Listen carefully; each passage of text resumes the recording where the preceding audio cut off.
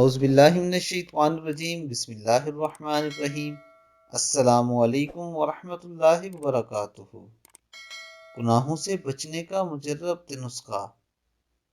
جب بھی گناہ کی طرف دل مائل ہونے لگے تو 3 باتوں کا دھیان کر لیں۔ نمبر 1، اللہ رب العزت دیکھ رہا ہے۔ نمبر 2، فرشتے لکھ رہے ہیں۔ نمبر 3، مور ہر حال میں آنی ہی آنی ہے۔ یعنی دوستوں کہ جب آپ یہ سوچیں گے کہ اللہ رب العزت مجھے دیکھ رہا ہے تو آپ چھوٹی سے چھوٹی نیکی کرتے ہوئے بھی ڈریں گے، آپ کے دل میں یہ خوف آئے گا، آپ وہ ہرگز نہیں کریں گے۔